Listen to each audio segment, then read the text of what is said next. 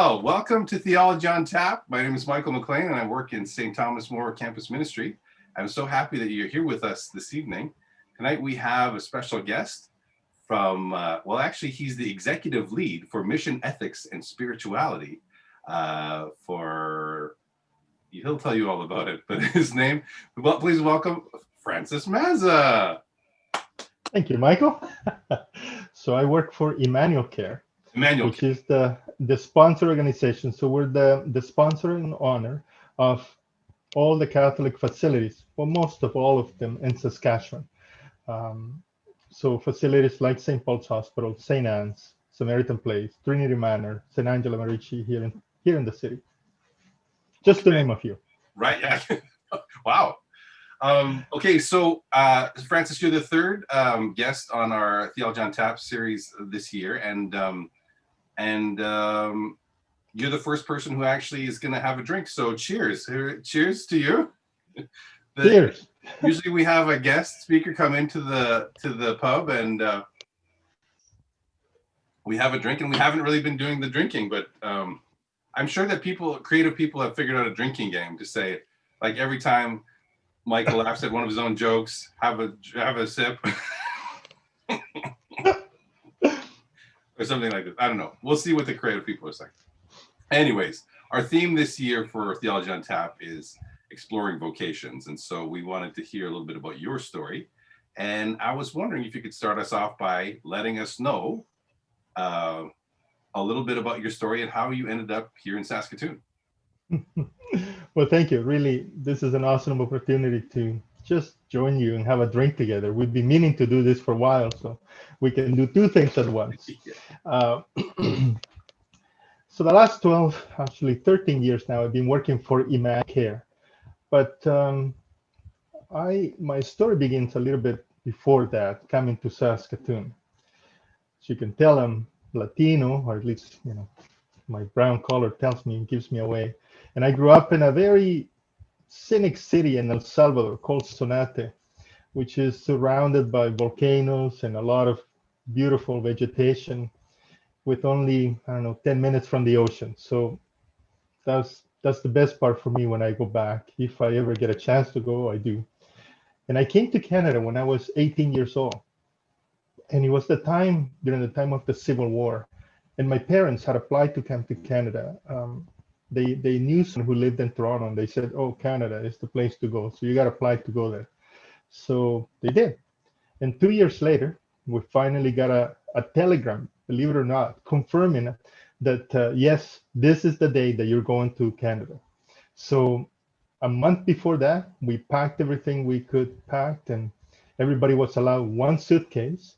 So put whatever you can, and you're going.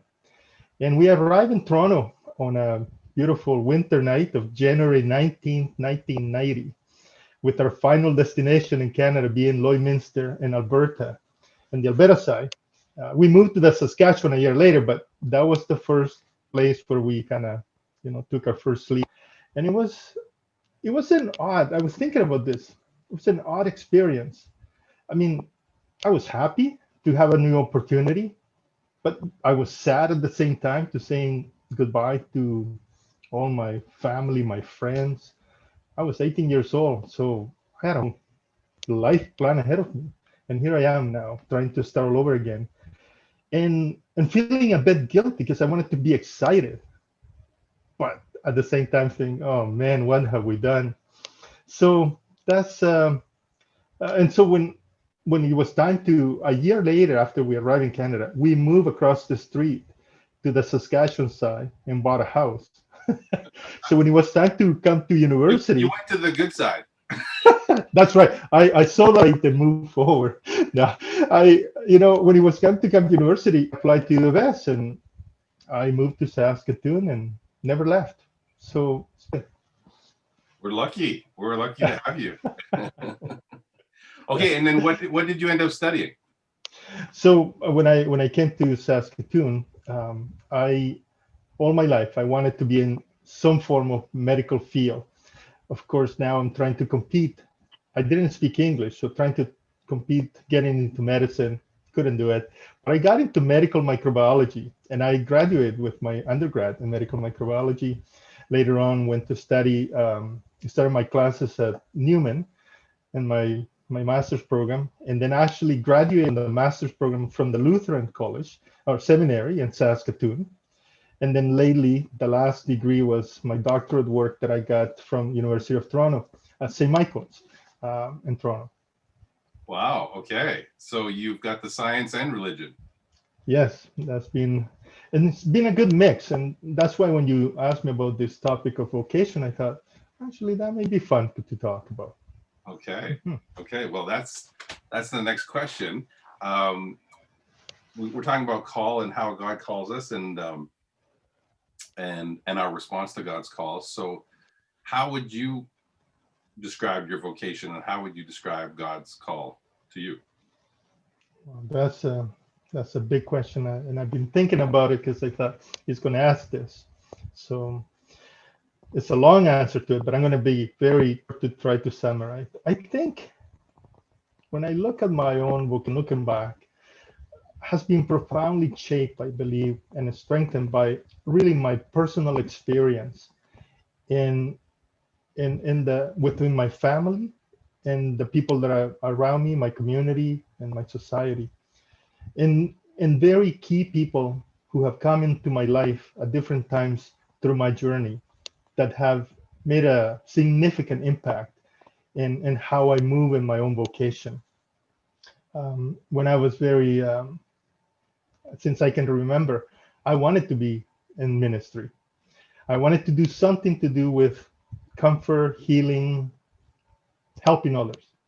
Now, I I saw that what that may look like first at home, and I through my parents, and I wanted that.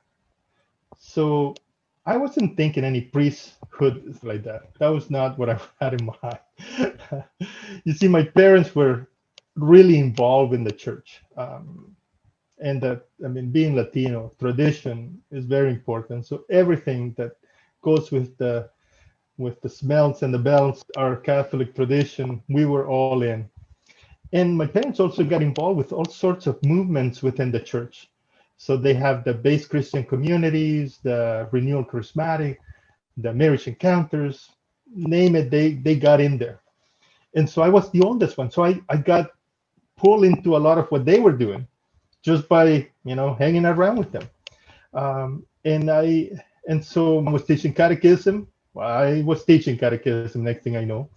And I taught the Baltimore Catechism. You're too young for that stuff, but Okay. the old school stuff. We got old school guests tonight. The 421 questions of the Baltimore Catechism, and unless you knew them, you were not going to have your first communion. So there was serious business of that thing.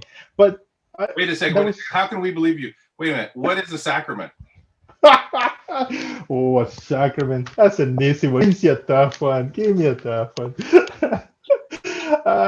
One of the things, though, it was here that I really began to explore what the heck was my faith and really kind of put flesh to these ideas that I had.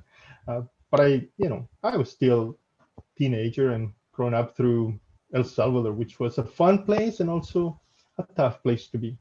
Around 7 or 8 years old, I remember, when I was in grade 7 or 8, I learned to play guitar, mostly popular songs, you know, Latino, trying to do other things that my mom did not approve. So she said one day, you should come and play for the church. And I said, no, I'm okay. But one night, she was asked to go and lead the funeral prayers at somebody who was killed during that time.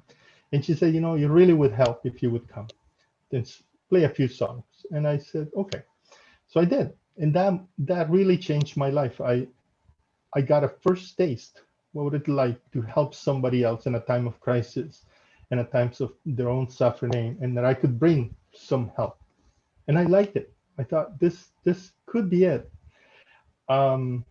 I got involved with the small Christian communities, and I saw what community can do for you, the good that can offer, the support that they can give. And again, my vocation was strengthened by those little experiences about helping other people.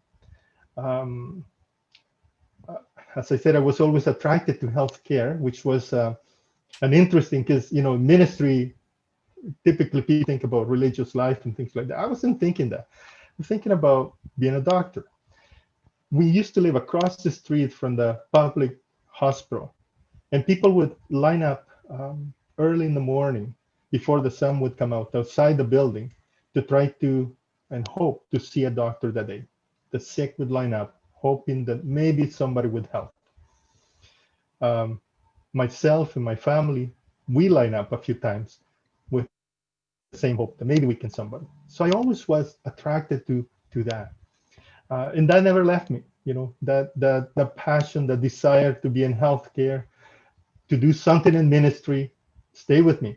I just didn't know how would it look like. Um, as I study now and I read the most, smart people, I come to believe that any spiritual writer that both within our tradition and outside, worth their salt, who are pointing to vocation, they always say that it's not a voice out there calling me to something, but it's a voice inside of me, telling me to be the person that I was born to be. Finding my true vocation, then I think is my ability to listen to that voice and then respond to the best of what I can do, um, by doing my work or activity that would provide a direction for that. And for me, that has been the journey, trying to figure out, so what gives me life and where does my gift can be useful. And looking back, I mean, I had an awesome formation. I grew up with a strong incarnation theology, and I didn't even have the language for that. I grew up with an influence of liberation theology, and I didn't even know what was that all about, but rooted on a context that kind of look at the gospel through a social lens of responsibilities that now in my ministry have paid dividends in so many ways because of that early experience through my parents, who, not because they say you should do this or they simply say, we need your help, you're good at this, come and do it. So that's my first piece of vocation. But then coming to Canada, I think I wanted to say this because it's really been crucial for me. Well, that's a good idea. It's Have okay. a drink. Theology on tap. Yeah. Coming to Canada, my vocation then got really tested, right? Because now I'm in a different country. I don't speak the language. I don't know anybody. I don't have any family or friends. So what does it look like here? And so as I look back, it has been these key people in my life that really have helped me try to navigate my own journey. Beginning with my oblate connection. While I was at university, I lived at the mayor's house with the oblates in community, and wow, that shaped my whole understanding of what does it mean to live in community here, and with the oblate spirituality, serving the poor, and really a deep concern for the people in the margins. Uh, of course, their outreach to the youth, that was like that was perfect for me with my background and music and working in youth ministry. And I remember going to, at that time, there was no Wakakam yet. There was some kind of youth something that we would take the training, and we did, and you did, trying to figure out how do we ministry to the youth. So I went in that direction. Then I come to STM and meet the Basilian priest there, the Father Callum, and I got involved in campus ministry with Newman and CCO and the different stuff going on. And every time I fell in love with the ministry that I was doing, and I think that's why I stay with it, because I enjoy it. It gave life, and again, my own gifts gonna help finding a place where I can belong. Um, when I started working at the parish, I work at St. John Bosco as a parish worker. Um, And I remember I give, full credit to Father Paul Don Levy, who really encouraged me to go to continue my grad school and go into to study theology. And I remember bringing my marks from my canon law class, and I was so proud because I did pretty good. and and he was just so excited for me, and I thought, here's another area that I love, and I enjoyed it, and it was fun. And then because I working for the parish, I discovered another love, which was being at the hospital as a hospital chaplain, and that really was, I think, when I discovered and I was doing that, that's when I was probably the most at home, because really marry those two passions that I have for theology and being in the healthcare system. And I was doing really, I enjoyed that immensely until I met Father Mark Miller, who introduced me to clinical ethics, who says, come along and see what, this is about. And I, again, fall in love with ethics and what that could do to help people in during difficult decisions. That, of course, cost me a few years of more school, going to more education, but really finding it fantastic and being able to do what I do now, and whether I'm doing clinical ethics or organizational ethics, um, and through that moral theology that is my foundation, um, it's really what has given the most part of my life. So my parents, key people who said, use your gifts, enjoy what you're doing. If you can find somebody who can pay you for doing what you like, that's it. But and really, I think those two have been immensely powerful in my life, and being able to find a wife who also believes in that and support it, and having a family within that context. My kids always say, they say, what does your dad do for a living? And they say, I don't know, he just works for the church. It's been so much fun.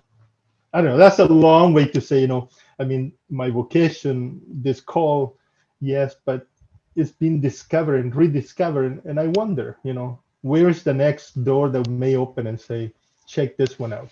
But for now, I'm quite happy here. Oh no, it sounds like you really ended up in the place where you are called to be. Like this is sounds like such a great match for the story you just told in terms of where you ended up. Um, you were talking a little bit about I don't know how much time you have to read these days because you're busy, but would there be spiritual authors that you would recommend for our young adult audience? Oh, yes. You know, uh, One of the things that I love about my position and my work, that I actually am part of a program that we teach new leaders coming and working in Catholic healthcare. And really, when in Catholic healthcare, it's not a requirement for you to be Catholic. We want the best possible people for us, but we also, I mean, if they're Catholic, that's great. But if not, then we're going to provide you with the foundational kind of pieces to help you. And some of the people that we recommend them to read are books from Parker Palmer, who talk on vocation. Joan Chittister, Sister Joan, who also writes a lot on vocation. And then if you want a little bit deeper stuff, then you go into Thomas Merton and some of his writing on that, and what's contemplation about, and how do we center ourselves as leaders where we're constant under pressure trying to make decisions, and yet those decisions will impact so many people's. How do we balance that sense of urgency and at the same time discernment? So those are the three authors that I would say are worth reading as young people are trying to figure out, so where am I supposed to be? Yeah, that's right. That's right for sure. You were talking a little bit about Merton and centering yourself and living in balance. And now we find ourselves in this time of pandemic. Here you are, you're working in spiritual care and healthcare. Are you able to find that center, find that balance in life?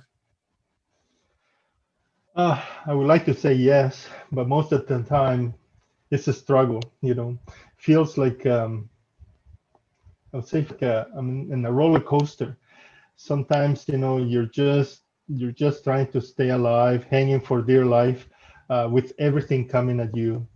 With the pandemic, we have protocol get changed overnight, and so we need to communicate them to the staff and to the families in a way that that are compassionate and in a way that are meaningful.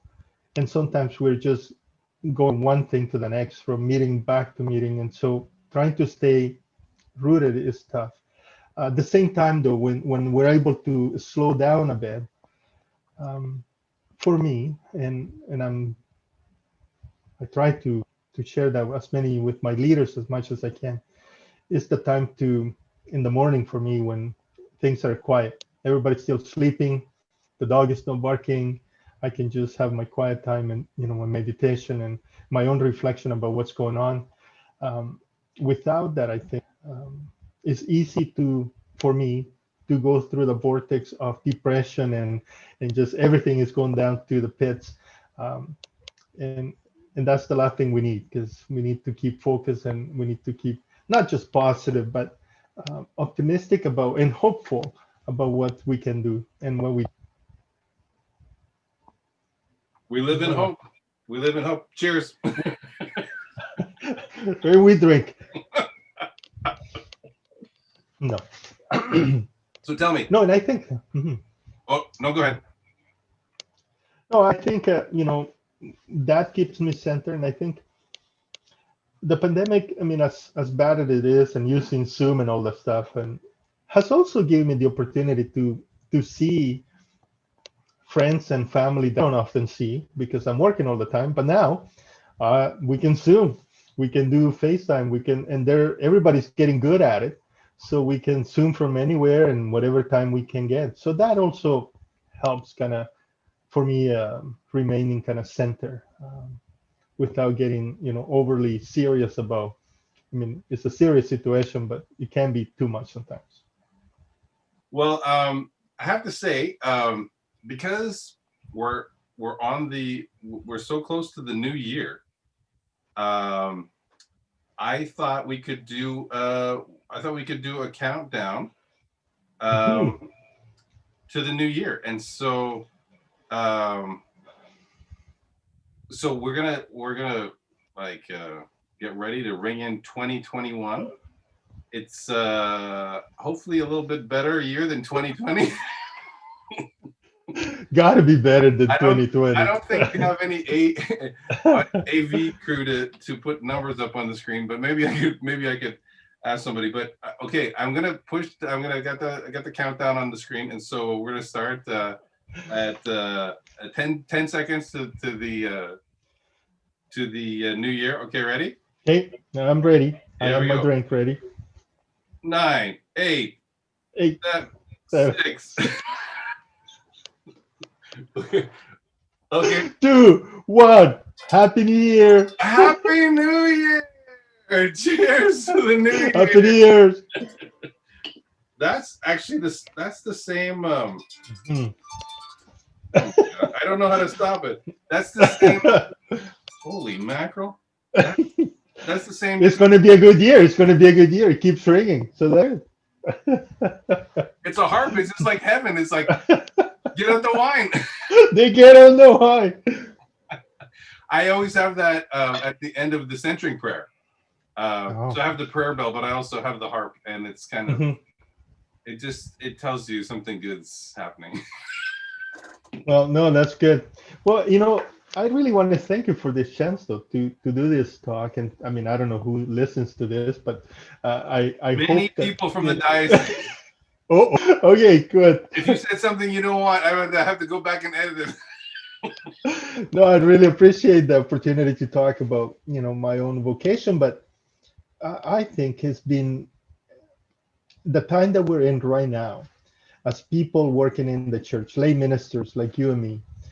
We're in a time in the history where there's a lot of good things happening in the relationships that we have now with the ecclesial church, with the bishop and the priest, particularly, I think has been very much well fostered in this diocese, and I'm proud and to work in a place where we can be appreciated, but more than appreciated, part of the team that works for the common good. of the people here. So thank you for the opportunity to do this. This has been fun. I'm so happy that we could finally schedule this in and make it happen. If I can't get you in real life, I might as well get you for work. That's right. Well, I'm happy to do it. Okay, well, cheers. Cheers one more time. Happy New Year. I hope you have. I hope you and all the spiritual care workers have a great New Year, and it's very important work that you're doing. No, my hat off to all my colleagues who, day in and day out, continue to provide the ministry at the bedside in the evenings and the weekends. It's a blessing to them. I know, I dare, but it's also great that they can continue to do that. So, well, thank you for leading them. All right. Well, thanks. It's an executive lead that you're doing. I found out. I read it. I read it on your card. Yes. Okay. Well, thank you so much for being with us, and Happy New Year. Happy New Year.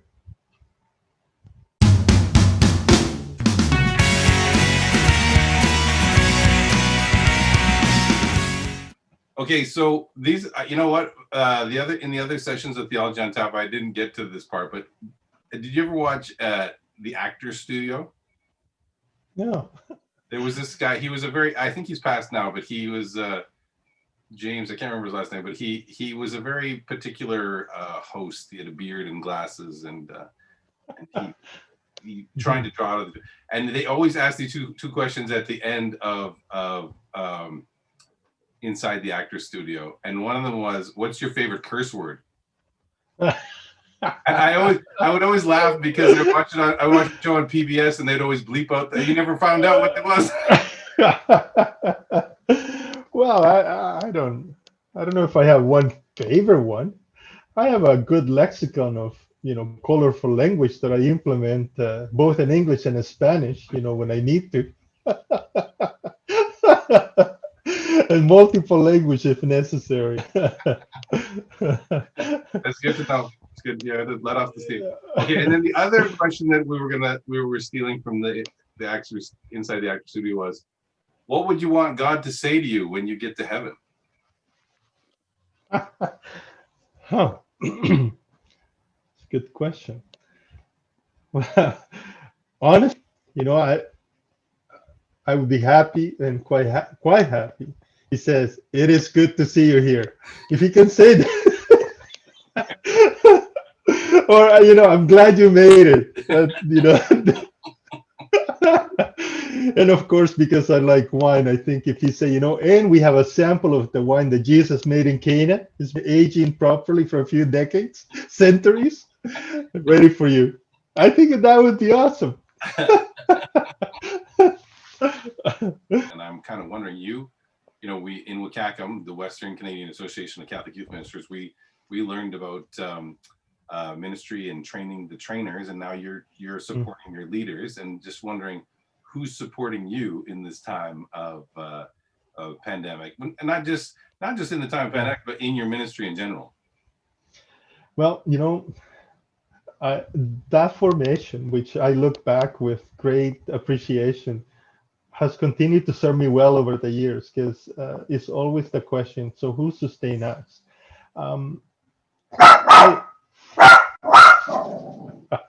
There's my guard dog.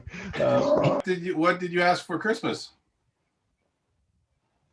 What was on your wish list? Well, what's on my wish list? Yeah. I wanted new set of strings for my classical guitar, the good kind, not the cheap ones that I usually buy. But is that 6 strings or 12 strings? Just 6. Okay. They get a discount. 6. Half off. Okay, well, I hope you get that. I'm gonna just here we go. You're at the top of the heap now, man. Let me drink to that for now. Cheers. Cheers.